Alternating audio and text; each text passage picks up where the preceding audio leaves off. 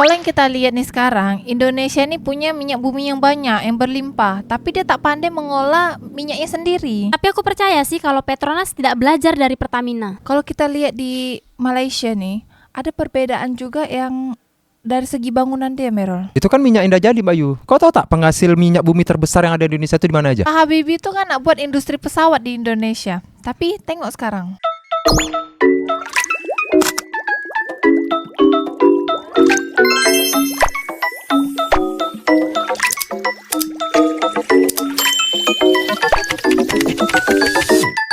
Netizen Malaysia banyak yang komen di video aku. Dia orang cakap kalau Petronas tuh tak belajar dari Pertamina. Tapi Petronas nih belajarnya tuh dari Esso British. Jadi bukan dari Pertamina. Tapi media di Indonesia, dia cakap Petronas itu memang belajar dari Pertamina Indonesia. Tapi banyak netizen Malaysia yang bilang bahwa Petronas ini tak pernah belajar dengan Pertamina. Petronas dulu yang ada atau Pertamina dulu yang ada di dunia nyata? Pertamina dulu Mbak Yu yang ada di dalam dunia nyata. Tapi kenapa Petronas tuh banyak cabang di berbagai negara dan menyinari dunia? Ya tak iya juga padahal Indonesia ini penghasil minyak buminya juga banyak gitu. Kalau yang kita lihat nih sekarang, Indonesia ini punya minyak bumi yang banyak, yang berlimpah, tapi dia tak pandai mengolah minyaknya sendiri. Akhirnya dijuallah ke Singapura dan Malaysia. Ini baru minyak bumi nih, belum minyak kelapa sawit. Tapi Petronas nih ada di berbagai negara. Sedangkan Pertamina cuman ada di Indonesia. Tapi itu pun orang masih ngantri-ngantri. Artinya Pertamina ini pemain utama di Indonesia, menguasai pasar minyak bumi. Itulah aku pening kepala. Kita orang Indonesia diberitahukan bahwa Petronas ini belajar dengan Pertamina. Tapi banyak orang Malaysia yang tidak terima. Tapi aku percaya sih kalau Petronas tidak belajar dari Pertamina. Apa gitu Mbak Yu? Karena Petronas ada di berbagai negara, Cek. Sedangkan Pertamina hanya ada di Indonesia. Itu pun ngantri pula belinya. Terus setiap daerah juga harganya beda-beda. Apalagi kalau di Kalimantan sama di Papua tuh.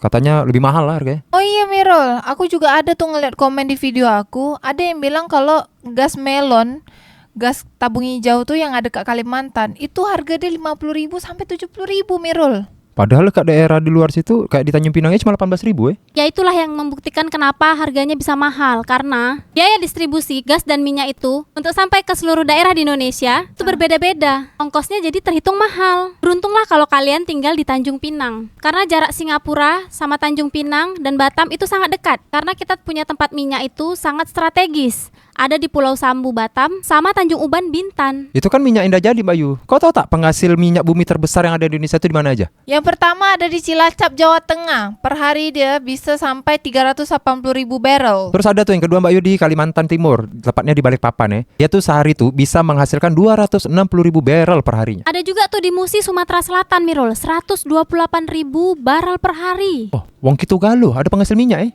Aku pikir ngasilin PMP aja sana. Cuma di Provinsi Riau 127 barrel per hari. Ada juga tuh di Balongan, Provinsi Jawa Barat, Mbak Yu. Dia tuh bisa menghasilkan 123.000 barrel per harinya. Tapi ada lagi kilang minyak Kasim daerah Papua. Itu cuma 10.000 barrel per hari. Cepu, Jawa Tengah 220.000 barrel per hari. Nah, di daerah Sumatera yang lain pula ada tuh kat daerah Duri, kat Mandau, Bengkalis, Provinsi Riau Itu dia tuh bisa menghasilkan 400 sampai 500.000 barrel per harinya. Ke Pangkalan Berandan, Sumatera Utara, Mirol. Berapa barrel pula ada per hari? Dah habis dah. Datang produksi lagi? Tak. Padahal kan Pangkalan Berandan itu di Sumatera Utara itu ialah kilang minyak pertama yang ada di Indonesia.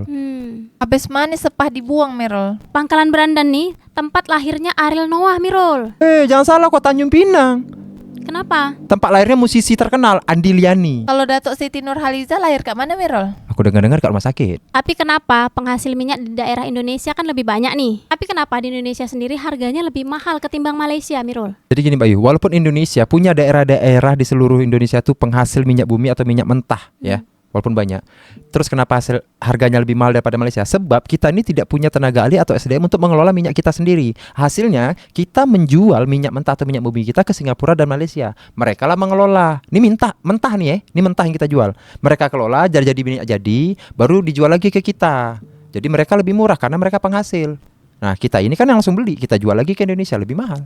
Tapi kenapa tak kita sendiri yang kelola, Mirol? Karena aku udah cakap tadi, Indonesia ini kurang SDM, tak pandai mengelola minyak mentah atau minyak bumi dia sendiri. Tapi Mirol, Indonesia ini dah merdeka dah 79 tahun, Mirol. Sedangkan Malaysia, duluan Indonesia merdeka lagi, Mirol, daripada Malaysia. Tapi tak mungkin, Mirol, satu anak Indonesia pun tak mampu kita sekolahkan untuk mengelola minyak itu, Mirol. Sebenarnya tuh ada, Mbak Yu, tapi mereka lebih memilih kerja dekat Malaysia atau Singapura. Mbak Yu, Engkau tak ingat dengan almarhum Pak Habibie? Presiden Indonesia yang ketiga yang mampu menurunkan harga dolar dari 16.000 menjadi 5.000. Pak Habibie itu kan nak buat industri pesawat di Indonesia. Tapi tengok sekarang. Gagasan dia dipakai sama negara lain. Udah gitu kita Indonesia beli pesawat sama negara itu yang pakai konsep Pak Habibie. Kita beli bekas pula lagi. Makanya sebenarnya kita nih Indonesia nih SDM-nya ada, mumpuni, cukup malah rata-rata dari Indonesia. Cuman payah nak cakap Mbak Bayu kayak gitulah. Kau tahu Apple Store kan Mbak Yu?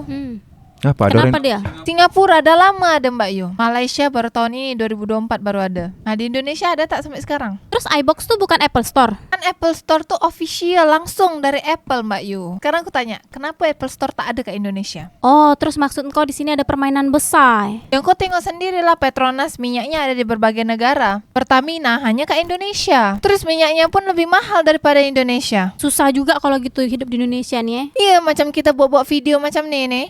Orang Indonesia ni tak suka nih konten macam ni. Kenapa pula dia tak suka aja? Orang Indonesia tak suka dengan fakta nyata. Kalau kau bicara tentang fakta Mbak Yu, kau bakal diusir keluar negara. Sama siapa pula aku diusir, Mirul? Sama netizen Indonesia yang komen-komen hate, sama netizen Indonesia yang suka tutup mata kalau bicara fakta. Ah kalau gitu aku nak cerita minyak kelapa sawit pula lah. Nak tak?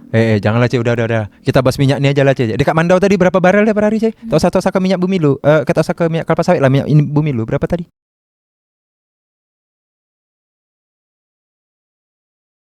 Kalau kat Malaysia ni bahasa ABCD, kalau Indonesia ABCD. Ya A, B, C, D. Ada yang bilang C juga. Kalau kat Malaysia itu ABCD.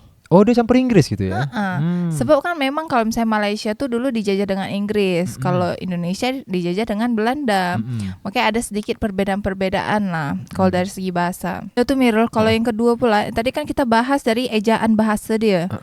Kalau kita lihat di Malaysia nih, ada perbedaan juga yang dari segi bangunan dia, Mirul. Contohnya? Jadi kalau di Malaysia tuh bangunan sama sekolah-sekolah kat sana pasti besar dan luas. Maksud kau Indonesia tak ada yang besar dan luas? Bukan gitu, Mirul.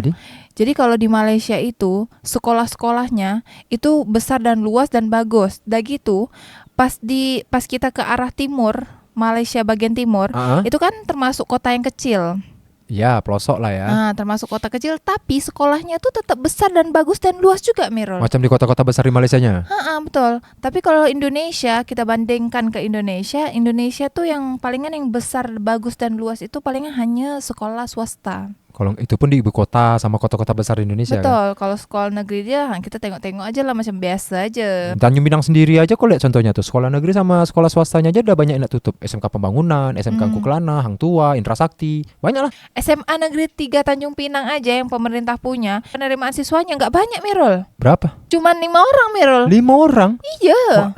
Udah macam mau main turnamen futsal gitu. Jadi gini, jadi kan kemarin tuh aku pernah cakap kalau aku tuh pernah jalan-jalan ke Malaysia dengan tante aku, bukan jalan-jalan lah, antar bapakku berobat. Oh yang kemarin kita podcast tuh ya.